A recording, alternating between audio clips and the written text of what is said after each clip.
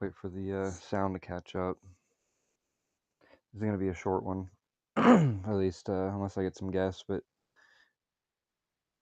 and I apologize. The sound quality is probably not gonna be great. I am stuck inside. This this has been like the perfect storm, and on a lot deeper level than just what's happening with the weather.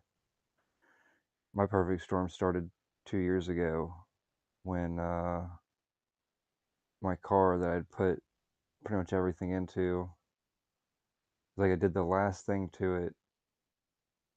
I spent my last $700 on putting the best tires I could get on it because I knew I was going to be traveling with it a lot, and everything else was done. It was good to go for a while. And then 2 weeks after I put those tires on it, it gets fucking totaled by a deer, and I knew it was on purpose as soon as it happened. The situation that unfolded right after that was completely on purpose. You know, it was like a religious guy took me into his home and you know prayers and rituals, and it was just all so clearly scripted. But I digress. What I want to talk about was those that seem to know everything and how I just don't trust them. They're so untrustworthy. In reality, they just seem like they know nothing. Like they're just part of a hive mind collective that gives supposed facts but no backing evidence. And when you dive deeper into what these people claim to know, there is no support for it. One of the firm claims that I see here a lot is this idea that we chose this. I see no evidence reflected in this environment that anyone is choosing anything, right? The fundamental things of this realm, choosing to have to, you name it, with the human body. A lot of choosing to have to go to work, choosing to have to eat, to sleep, to be a slave in general to the body and use the body as a slave. It's multi-layered, um, non-consensual activities. So I see no evidence reflected in this realm whatsoever that anyone chose this. Now I see a lot of evidence to the contrary of a lot of things that aren't being chosen, that are forced. I see a lot of evidence for that. So I trust somebody a lot more when they just admit that they don't know what's going on, but will be able to have a candid and open and realistic, honest conversation about what seems to be going on. So the things that I know are foundational, right? That's things that I've come to realize for myself within myself. So I know that what is going on here, and again, I'm not here to prove anything to anyone. It's not what this is about. This is about those that have come to the same recognition on their own volition, through their own work, through their own honesty and effort at deconstruction of the programming, right? So this isn't about proving anything. Where I'm at now, my perspective, those that haven't seen this are more than likely agents, bots, archons, whatever you want to call them. They're just either that or they're under such thorough mind control that you're not going to get through to them anyway. So there's no fucking point in trying. It's a waste of energy.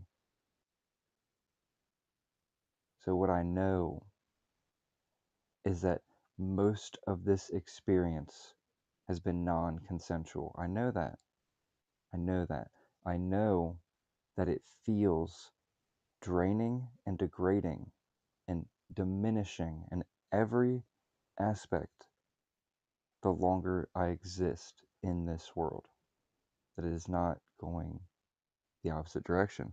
I know that reality is scripted. I've seen the evidence, I've done the work, and I've recognized the patterns. I know that nothing here is an accident, that everything that occurs, the way that everything works, every scenario, every story, every event, it's all on purpose. There is no accident, there's no random, there's no mistake. I know that. I don't know everything that someone else knows. And someone else might not know everything that I know. Right? Different focuses, different research, different work, different observation, different pattern recognition. Whereas I'm very focused on the energetic, right? And energetic is not something that you can see, touch, taste, smell. And it's not the physical type of feeling, right? That would be touch. It's a different kind of feeling. And that's, to me, the closest connection to knowing, to finding that inner knowing that is, again, the knowing is different than feeling. But when you get to the deeper level of feeling, not the emotional feeling, the energetic feeling, then you're getting closer to that place of knowing. So when I observe things for the effect that they have on an energetic level, I'm seeing the purpose because they're all there to manipulate energy from my perspective. That's what I know from my own experience. Now, things I don't know, right? How this started. There's a lot of people that claim, even in this community, that this started as something good and was hijacked. I don't see any evidence of that. I don't know that that's true. I don't know that it's not true. But what the evidence that I observe points towards is that this was bad from the beginning, that it was built upon consumption and entropy, the degradation over time. And that seems to be the foundation of it. Doesn't seem like it's in any way, shape, or form a reflection of an eternal, timeless, deathless being. Quite the opposite. That's what I know. That I've been in spaces of timelessness, and they are nothing like this place. The entire fabric of this place is inverted compared to an eternal, timeless place. Now, here's what it seems like. Here's what it feels like. Digestion is the best way to put it. This reality being either a conditioning system integrated with an actual integration component. So it's conditioning the mind to accept the integration and absorption of the energy of that being. That's what it seems like. Now, I know it's a conditioning system. That part I do know. I can see that everywhere around me. It's entirely about conditioning the mind. The energetic part, I know that's happening. I can see that happening. But, so those are things I know. But what is it for? Now, I've had direct encounter, direct interaction, not with the proxy of the hive mind, but with what seemed to be at least an iteration of the hive mind control system itself at the largest scale. That's what it seemed like. Because I could tell its many tentacles were controlling many organizations, right, of categories of thought. It's really hard to describe. It's like if you take one large brain and out of that brain comes a bunch of cords that go to like smaller, or no, larger, like nerve cells, and then from those nerve cells they would go to smaller ones that would branch out to, other ones, and then eventually down to individual characters, individual people. You know, it's hard to describe, but that's an intelligence that I had an experience of interaction with. Something that I never could have come up with in my own imagination in the same way that I did. A lot like a dream I had last night, where I'll get to that in a little bit, but there was things that occurred there that were not my imagination, that were not through subconscious, were not things that I had ever seen anything like in this life. And that's what this thing was. Something I'd never seen anything like. Never had. Now there's very rough, um, less detailed examples, but what I experienced was far more detailed than what some random thought experiment would come up with. And so directly interacting with this entity, it being what seems to be integrating all the minds here, I don't know that that's exactly the control center, because it tried to force me to integrate and couldn't. So if that's the biggest big bad here, then the greatest enemy of eternal beings isn't the biggest big bad, but the conditioning system itself, the thing that has us more comfortable in the script than out of the script. Even though the script seems to be essentially digesting us, it's still more comfortable than actual freedom and getting out of the belly of the beast. So this goes into the the resets, this dream I had last night. I had a dream, and I can't remember what was leading up to this event. I remember being in, it seemed like, a large estate property, and there was a massive glass greenhouse, and it's nighttime, and I walk outside, and it was like there was a few other people there. Everything there was very detailed, right? Highly detailed. Like the interiors of this building it was just different than here. It was similar, but more detailed. I walk outside, and underneath this, I don't know if it was gas, it was just a neat lamp. Underneath this like street lamp, outdoor lamp, there's this guy standing there. And I'm walking across the walkway, he starts walking towards me. And before I, fully turn over to him, he swings and hits me with his left hand, and with his right, he pulls out a revolver. He aims this revolver at me, and he's like, I mean, it's less than a foot away from my face. It's like a few inches away from my face. And in this dream, I act all like, oh yeah, what do you need? What do you want? Take everything. But then in the middle of that, I reach up, grab his arm, twist the thing out of his hand, twist the revolver out of his hand, pretty much break his finger, and then grab it, point at him, say, get the F out of here. Like, what's your problem? I don't even know you. Bye. I'm keeping this. You're leaving.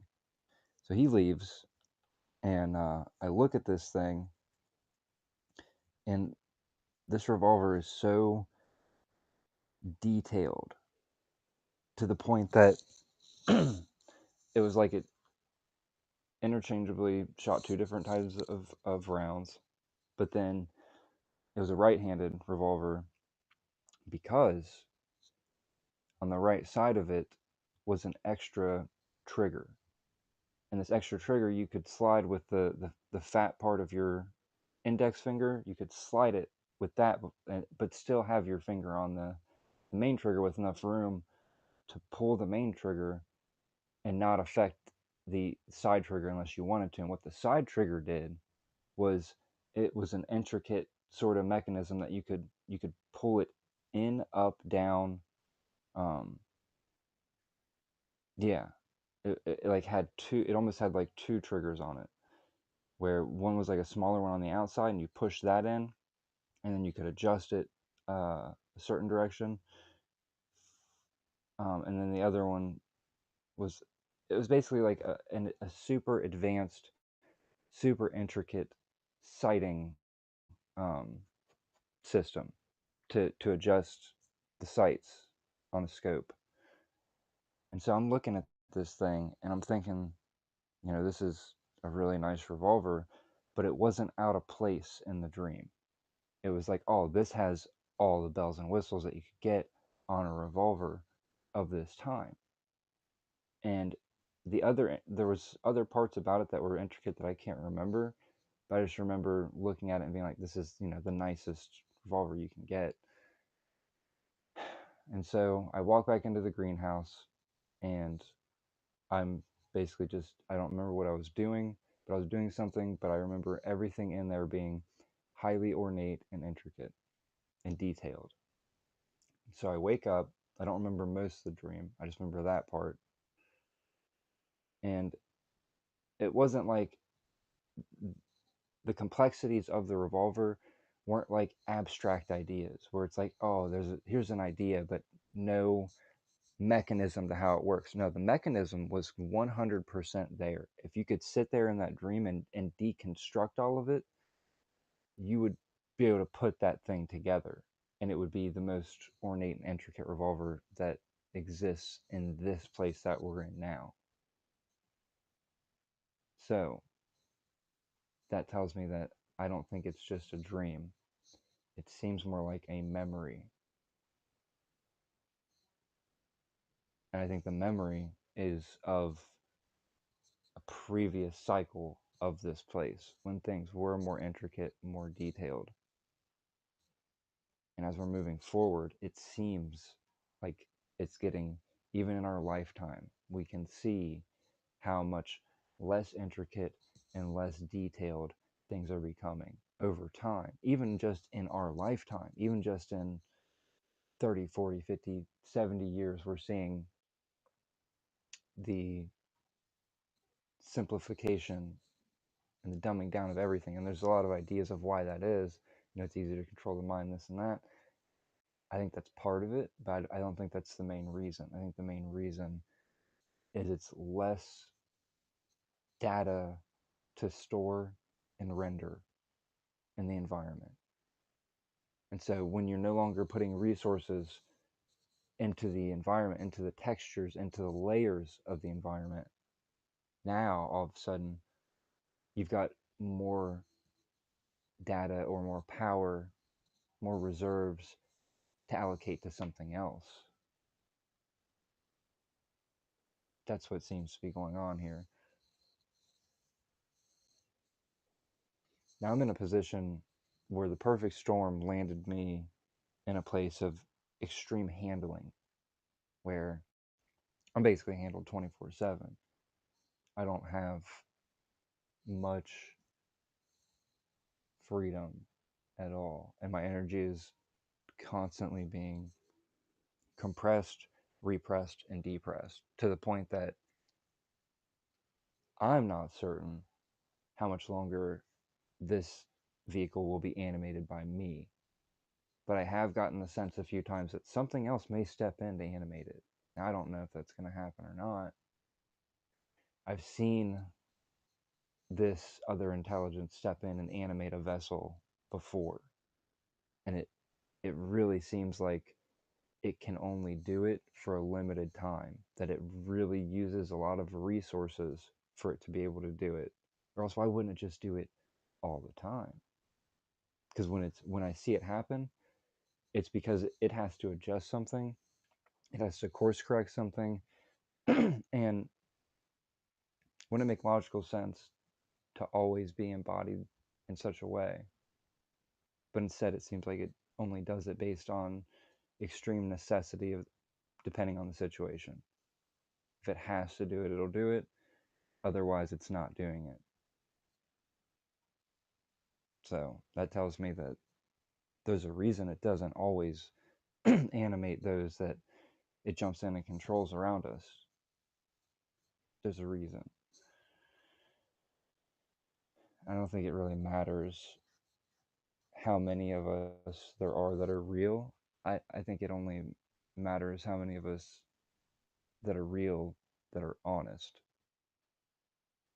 Because it's only the ones that are honest that are going to have any type of chance of seeing this stuff. Because I've met plenty that are either very high quality mimic programs, very high quality, to the point that they reflect energy back in such a way that it doesn't come off as me, but it comes off as something that I, I resonate and relate to in such a way that it seems authentic, organic, real, not programmed. And if the quality of mimic is that high, well, that's why doesn't that reflect everywhere? Could be just energy conservation again, you know? But then also there's this other possibility that most of the real are just so mind controlled, so brainwashed, so integrated that they are in the back seat. And so when you get the sense of that realness to them, it's still the program driving. Don't know. Don't really care. I just wanted to get on here and share a few things, express a few things, and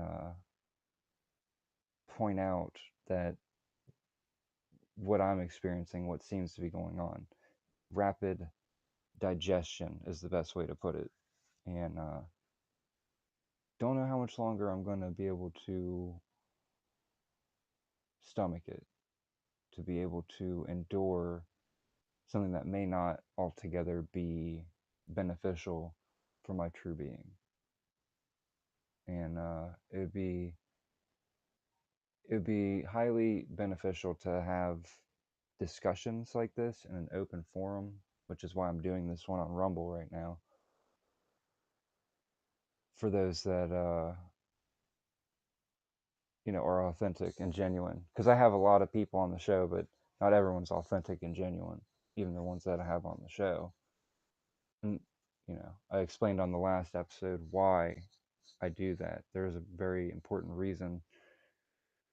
It's to be able to make the distinction between a mimic and someone that's authentic. And sometimes I think that the mimics or the program does use an authentic being as a puppet, but I don't know that. It just seems to be, or else the mimics are so high level that it's like, I don't know. I tend to lean towards this place is learning from us, but at a much slower rate than what we learn. So it seems like it's not learning, but I see it make adjustments. I see it do things to minorly course correct and in ways that it's like, well, it has to be learning to some degree how to do this better, how to keep us invested and digested in this place more efficiently. Because if it never adjusted, then we would have grown out of it a long time ago. Maybe not all of us, but some of us. And because it does do things to generate perfect storms, both individually and collectively, that tells me that it does learn. Or else, I mean, it's the same formulas, but the formulas are refined. I'm going to take a look at the comments real quick.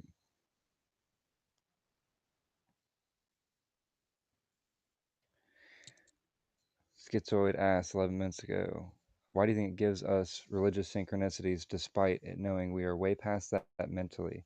Almost every traumatic event in my life is followed by religious synchronicities. So I had my religious experiences earlier on all felt very much coded in genetically. Like they were literally part of the DNA of this avatar. And I think it's just a script that it plays out because it has a sort of, what could you call it, magnetism or anchoring into the energetic structure, right? So the more we're integrated with the avatar, the more we're integrated and moved by the script.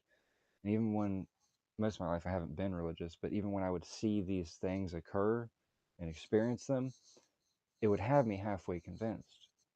So I think partially it's just an automatic response, but then also it's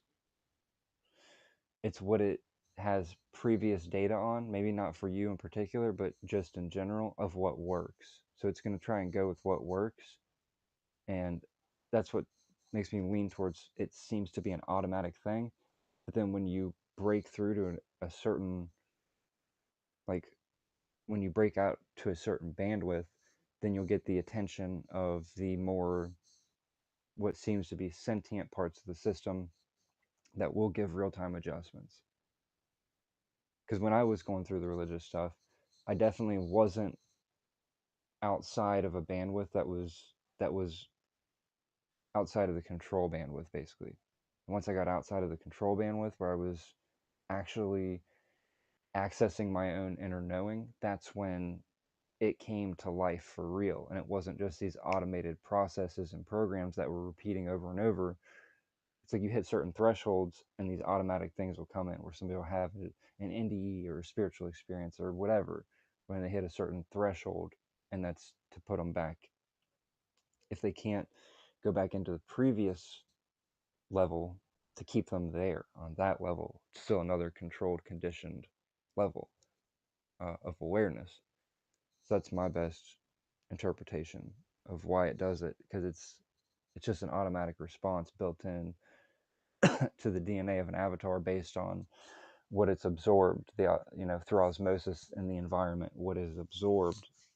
Because I don't think it has the resources to actually monitor all of us all the time in real time. So it has automatic processes set up. It's like the drop shipping of soul harvesting.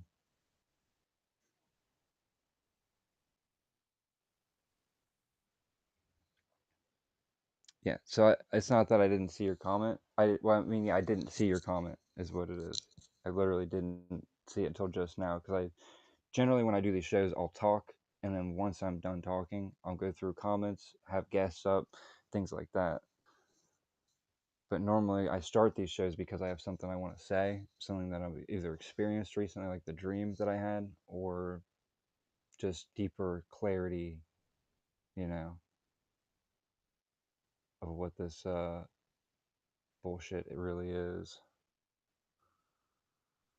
So yeah, I do respond to users in chat after I've finished. But you're good, buddy. You're good. Have I noticed the 3-day rule? It seems to let off for literally 2 days while building a loosh attempt. I mean, I haven't noticed like a particular number of days, but I definitely see the cycle. There is the cycle of make the attempt to integrate to harvest, and then if it doesn't work, for me, sometimes it'll lay off for more than a couple of days. It could give me a week or two of pretty steady, calm waters, and then all of a sudden, it will have been building up something in the background, something in the script to just come in and try to reorient the entirety of my trajectory, right? Because that's what it seems to be all about is the trajectory of the mind, of the energy, to keep us within a certain place that it can control, guide, manipulate, and harvest. And when we get out of that place, or we're moving towards out of that place, either one, that's when I see it start to work in the background. Sometimes it'll do it in real time, but again, I think it is learning to an extent because things that I'd seen it do in the past that actually were negative for it, like, because when it pushes too hard, there comes a point where it doesn't matter anymore. Like, all right, you've pushed so hard, I don't care anymore about any of this, right? It doesn't matter about the body, doesn't matter about the story, don't give a shit about what the other characters think, doesn't matter. You've pushed too hard. And it used to do that a lot with me. And ever since, you know, that had a very bad effect for its intents and purposes.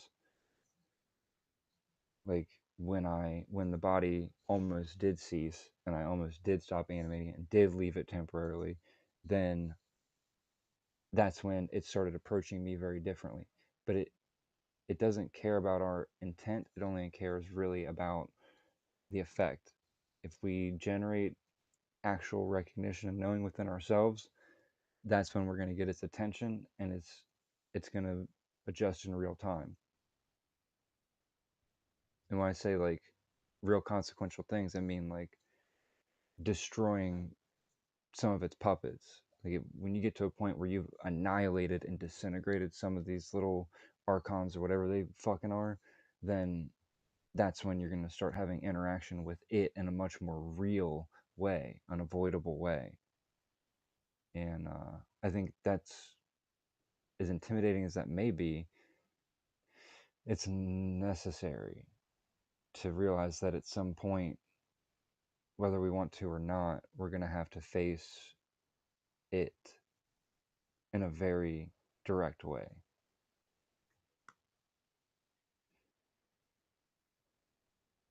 Yeah.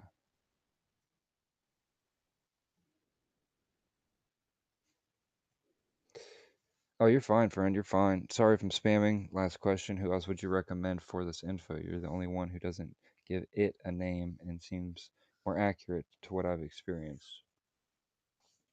Who else would I recommend? Like other people that put like videos and stuff out? Um, you know, that's a good question. I'm not great with keeping up with others' content.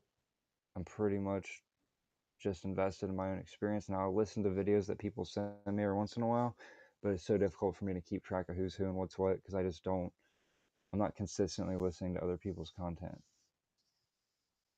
Like I'll listen to one video from somebody here or there, and usually I don't even get all the way through a video because it's got to be really there for me, you know? And it's very rare that someone is really there consistently, including me. There's a lot of times where the state that I'm in right now is a very rare state, and if I don't catch myself in it and start a video, if I wait an hour, it's done. It's over. I'll get memory wiped to everything I wanted to fucking say in real time while I'm awake. So I don't think the memory wipe is reserved for sleeping and death. I think it happens constantly throughout the day, all the time. And if I don't jump onto that train real quick of my own train of thought, it seems like it gets derailed pretty quick. Something else comes in. But you know, you put a comment if you could, Schizoid. If you could comment on, well, I guess this will probably be on the Rumble. I'm just rarely on Rumble. If you wanted to respond or comment like other recommendations on the YouTube channel, um, I'm a lot better at responding there, and I'll come up with a list for you. But also, if you go to my YouTube channel, I have um, a few playlists that have different people, but most of the playlists are research, whereas finding those that are actually kind of in the same level of discussion, it's rare. It's definitely rare. But there are a couple. I just can't think of what their channel names are. If you want to put a comment out there, I will. I'll find them. A lot of people.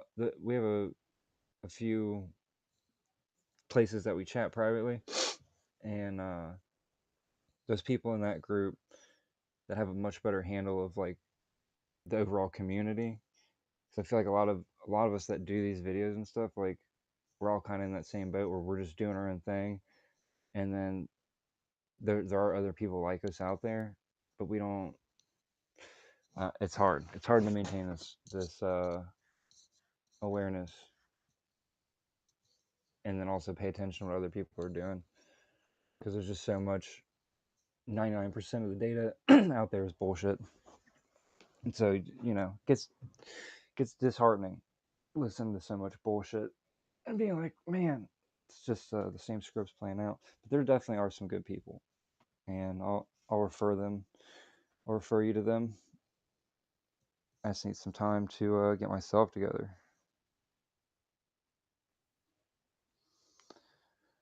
Every time I push it super hard, it's almost like you gain more confidence for surviving, which works against it. Yeah, yeah. I mean, everything it does can be used against it. It's just, it's just a fucking gauntlet to get there. You know, you have to pretty much lose some level of attachment to everything that we're given in the script in order to use everything about it against it. Because the last thing it has, its finite entropic nature being, eventually it has a point that it ceases. That's the same thing about these avatars, and that's like the last thing that it of itself that it uses against us, and that's difficult for a lot of us, including me, because there's times where I'm like, man, I don't feel clear or certain enough to know that I'm gonna not get taken advantage of outside of this.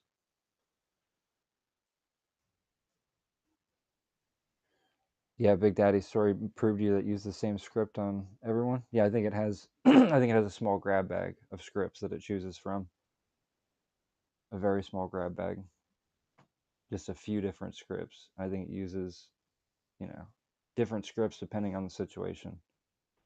Like obviously they don't.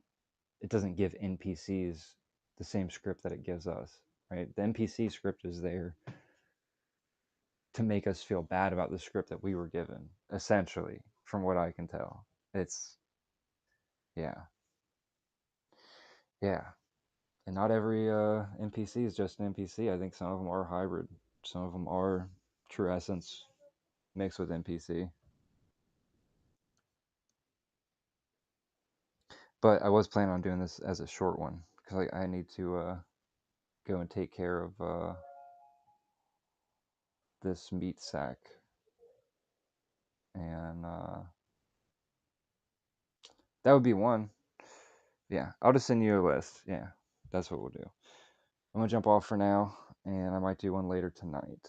So thanks for coming up, Skid. So I appreciate you for just interacting. We can chat more.